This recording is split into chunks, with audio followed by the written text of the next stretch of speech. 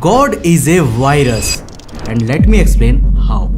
तो यूनिवर्स एक giant simulation है जहां फिजिक्स इसका सॉफ्टवेयर है और मैटर इसका हार्डवेयर। लेकिन शॉकिंग रियलिटी ये है ना कि यूनिवर्स के सिमुलेशन की रियल रियलिटी में हम ह्यूमंस या फिर किसी भी लाइफ फॉर्म को एग्जिस्ट ही नहीं करना चाहिए था। लेकिन फिर एक मिरेकल होता है और यूनिवर्स के इस ऑपरेटिंग सिस्टम में एक बग यानी कि एक वायरस फॉर्म होता है जिसने ना सिर्फ यूनिवर्स के लॉज को ब्रेक किया, साथ ही साथ इस सिमुलेशन में एक डिफरेंट रियलिटी को क्रिएट किया। एक ऐसी रियलिटी जिसमें आप और मैं और हमारा ये पूरा यूनिवर्स मौजूद है। पर सवाल आता है कि आखिर कैसे? तो आज के इस वीडियो में हम 20th सेंचुरी के दो famous book Blindsight and Echopraxia के famous concept God a virus पर बात करने वाले हैं। एंड आई प्रॉमिस कि ये वीडियो आपका यूनिवर्स को देखने का नजरिया ही बदल कर रख देगा। लेकिन इस वीडियो के स्टार्ट होने के पहले मैं आपको बता दूं कि ये वीडियो साइंस एंड एजुकेशन के लिए डेडिकेटेड है। इसका किसी भी रिलीजियस फेथ से कोई भी लेना देना नहीं है। तो हेलो गाइस, मैं हूं कौशिक और चलिए शुरू करते हैं एक और नए एपिसोड को। दोस्तों, इस कहानी की शुरुआत होती है फ्यूचर में 2082 में, जब अचानक पृथ्वी के एटमॉस्फेयर में थाउजेंड्स ऑफ स्मॉल कॉमेट टकराने लगते हैं जिनसे खास तरह के मिस्टीरियस रेडियो सिग्नल आ रहे थे। मानो वो कोई कॉमेट नहीं बल्कि किसी एडवांस एलियन सिविलाइजेशन द्वारा पृथ्वी पर भेजे गए स्मॉल स्पेसक्राफ्ट प्रोब्स हो। वैज्ञानिकों ने इन्हें फायरफ्लाइज नाम दिया। वैसे इनमें से कोई भी कॉमेट पृथ्वी की सरफेस तक तो नहीं पहुंचा और पहले ही एटमॉस्फेयर में जलकर राख हो गया, पर इस घटना ने पहली बार इंसानों को पृथ्वी के पास एलियन सिविलाइजेशन की मौजूदगी का एहसास करवाया। फायरफ्लाइज की इस घटना को हुए कुछ ही साल बीते थे कि दोबारा से एक अजीबोगरीब घटना हुई और पृथ्वी के वैज्ञानिकों को सोलर सिस्टम के क्वाइपर बेल्ट में मौजूद एक बड़े कॉमेट बर्न्स कोलफील्ड से दोबारा से इस तरह के मिस्टीरियस रेडियो सिग्नल रिसीव हो रहे थे। पर इस बार हम इंसानों ने इन सिग्नल्स की जांच करने का फैसला किया, जिसके लिए इस कॉमेट की तरफ एक लाइट वेट प्रोब भेजा गया। अब पहले प्रोब से कोई भी जवाब ना आने पर हम इंसानों ने बर्न्स कोलफील्ड की ओर एक सेकंड प्रोब भी भेजा जिसमें कई एडवांस सेंसर्स लगाए गए थे। लेकिन जब ये दोनों मिशंस फेल हो गए तब एक क्रू मिशन का प्लान किया गया और क्राउन ऑफ थॉर्न्स नाम के एक advance anti matter propelled starship को कुछ हथियारों और 5 क्रू मेंबर्स के साथ कॉमेट बर्न्स कोलफील्ड से आने वाले इस मिस्टीरियस सिग्नल की ओर रवाना किया गया। जब यह स्टारशिप सोलर सिस्टम में बर्न्स कोलफील्ड कॉमेट की ओर अपने सफर पर थी, तभी इन्हें एक ट्रांसमिशन रिसीव हुई जिसके मुताबिक इंसानों द्वारा भेजा गया सेकंड प्रोब इस कॉमेट तक पहुंच गया था। लेकिन जब इस कॉमेट पर स्पेक्ट्रोग्राफी की जा रही थी तब अचानक अपने आप एक्सप्लोड कर गया।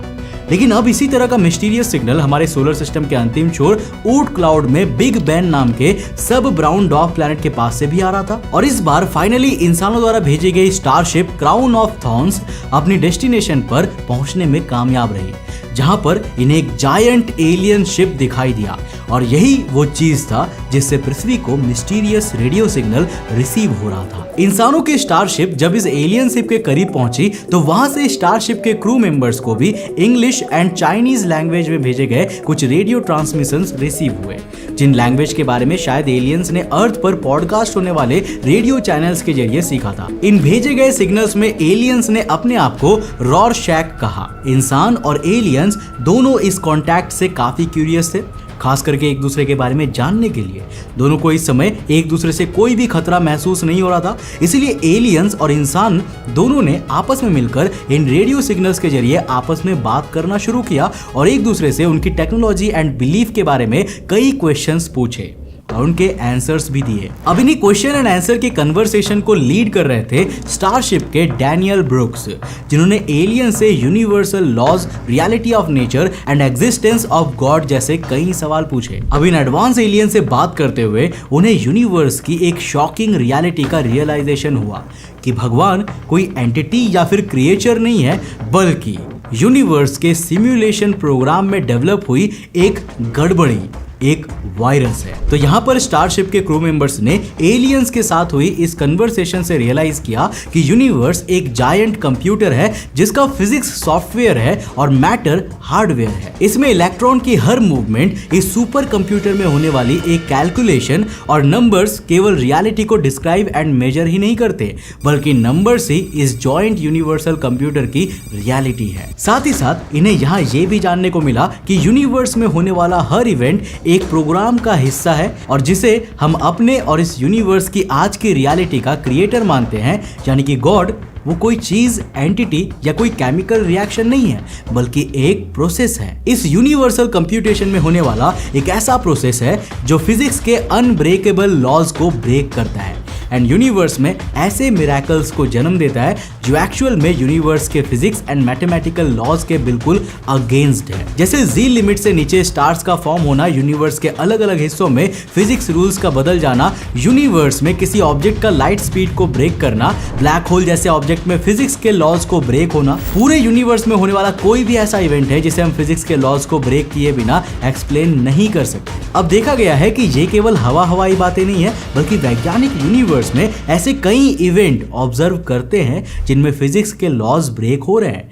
आपको इंटरनेट पर कई इंटरेस्टिंग पेपर्स मिल जाएंगे जो सजेस्ट करते हैं कि स्पीड ऑफ लाइट हमेशा कांस्टेंट नहीं रहती और यूनिवर्स के फिजिक्स के लॉज समय के साथ साथ इवॉल्व होते हैं। मानो यूनिवर्स का ऑपरेटिंग सिस्टम टाइम के साथ साथ अपनी कमियों को फिक्स करके और बेहतर हो रहा है। इन शॉर्ट, यूनिवर्स के इस ऑपरेटिंग सिस्टम को चलाने वाले लॉज ऑफ फिजिक्स को जो प्रोग्राम ब्रेक करता है ना, हम उसी को गॉड कह सकते हैं, जो कि असल में एक वायरस है जो यूनिवर्स की परफेक्ट फंक्शनिंग प्रोग्राम में बाधा उत्पन्न करके यूनिवर्स के लॉज को ब्रेक करके मिरेकल्स एंड डिफरेंट ऑब्जेक्ट्स की क्रिएशन करता है, जो कि एक परफेक्ट प्रोग्राम के मुताबिक पहले होना पॉसिबल था। पर क्या गॉड एज ए वायरस की ये थियोरी सही है और क्या ऐसा पॉसिबल है? वेल, इसका जवाब है मैट्रियोश्का ब्रेन। 19th सेंचुरी में प्रपोज्ड एक काफी फेमस हाइपोथेटिकल मेगा स्ट्रक्चर। साल 1997 में रॉबर्ट जे ब्रैडबरी द्वारा एक हाइपोथेटिकल मेगा सुपर कंप्यूटर का आइडिया दुनिया के सामने रखा गया। एक ऐसा कंप्यूटर जो पूरे यूनिवर्स की हर कैलकुलेशन एंड प्रिडिक्शन करने की क्षमता रखता रहेगा एंड इवन अपने अंदर फिजिक्स एंड मैथमेटिकल लॉज के साथ यूनिवर्स को क्रिएट एंड डिस्ट्रॉय भी कर सकता है।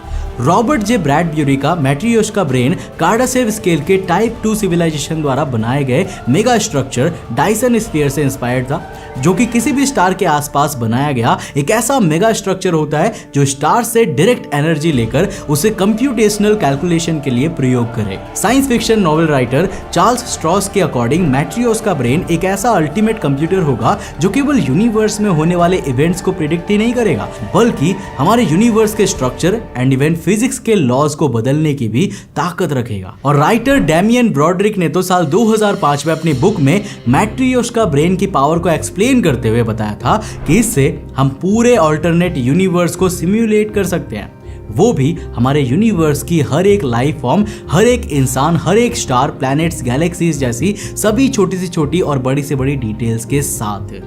यानी ये पॉसिबल है कि एकोप्राक्सिया में जिस यूनिवर्स के बारे में बताया गया है वो यूनिवर्स भी किसी मैट्रियोश्का ब्रेन के अंदर बनाया गया सिम्युलेशन हो। इवन हमारा ये यूनिवर्स भी उसी तरह का एक सिम्युलेशन हो जिसकी एक्चुअल रियलिटी आज से बिल्कुल डिफरेंट होनी चाहिए थी, पर मैट्रियोश्का ब्रेन के कंप्यूटेशनल पावर में आए एक वायरस के चलते हमारे यूनिवर्स की प्रेजेंट रियलिटी बनी, जिसमें मेरी, आपकी और हम सब की ये दुनिया क्रिएट हो पाई। अब दोस्तों, अगर हम ये एक्सेप्ट करते हैं कि गॉड यूनिवर्स के सुपर कंप्यूटर में आया एक बग यानी कि वायरस है, तो इसका मतलब है कि यूनिवर्स एक परफेक्ट वे में काम नहीं कर रहा। इसके बाद एक क्वेश्चन दिमाग में ये भी आता है कि अगर यूनिवर्स सही से ऑपरेट नहीं कर रहा है तो क्या जिस रियलिटी में हम रहते हैं, जिसे हम आज महसूस करते हैं, वो एक्चुअल रियलिटी है या फिर इस वायरस द्वारा जनरेट की गई रियलिटी है? और अगर हाँ, तो असली रियलिटी कैसी होगी? मतलब एक परफेक्ट यूनिवर्स जहां ये वायरस ना होता, वो यूनिवर्स की रियलिटी कैसी होगी? क्या परफेक्ट ऑपरेटिंग सिस्टम वाले यूनिवर्स में आज के तारे, प्लैनेट्स एंड इवन हम ह्यूमंस एग्जिस्ट कर सकेंगे?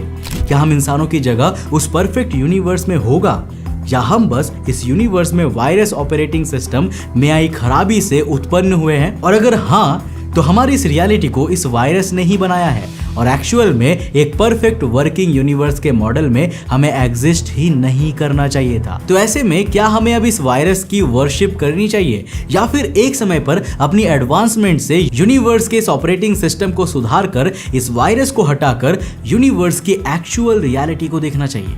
वैसे इस बग को भी फिक्स करने का केवल एक ही तरीका है, हम इंसानों को भी मैट्रियोश का ब्रेन बनाना होगा जो यूनिवर्स के फिजिक्स के लॉज को ब्रेक करने और उनमें चेंज करने की कैपेबिलिटी रखे। पर मेरे दोस्त, उसके लिए ना हमें पहले टाइप 2 सिविलाइजेशन बनना होगा, तभी हम यूनिवर्स के सुपर कंप्यूटर में आए इस वायरस को फिक्स कर पाएंगे। वैसे मैं आपसे जानना चाहूंगा कि आपको क्या लगता है, क्या सच में लाइफ यूनिवर्स के सिमुलेशन में किसी वायरस के कारण डेवलप हुई है और हमारा गॉड कोई एंटिटी नहीं बल्कि एक वायरस है? आप अपना जवाब नीचे कमेंट सेक्शन में लिखकर जरूर बताना। दोस्तों, मुझे उम्मीद है कि इस वीडियो से आपने काफी कुछ नया सीखा होगा और आपको इस यूनिवर्स को देखने का एक अलग नजरिया मिला होगा। अगर हाँ, तो इस वीडियो को लाइक कर देना और अपने दोस्तों के साथ जरूर शेयर करना। अगर आप नए हो इस चैनल पे और ऐसे इंटरेस्टिंग वीडियोस को देखना चाहते हो तो इस चैनल को सब्सक्राइब करने के साथ साथ नोटिफिकेशन बेल ऑन कर देना। अब अगर आपको ये वीडियो पसंद आई है ना, तो आपको ये वाली वीडियो भी डेफिनेटली पसंद आएगी, जिसमें हमने बात किया है भारत में मिले सबसे लंबे सांप के अवशेष के बारे में। इस दुनिया का सबसे लंबा सांप कहीं और नहीं बल्कि भारत में रहा करता था, पर आखिर हमने उसकी खोज कैसे की और वो सांप आखिर कितना बड़ा था कि वो टाइटेनो बोआ जैसे जायंट सांप को भी टक्कर दे सके। यहाँ पर जाकर टैप करो और देखो, बहुत ही इंटरेस्टिंग वीडियो है। मैं मिलता हूं आपको नेक्स्ट एपिसोड के साथ, तब तक के लिए बाय, जय हिंद।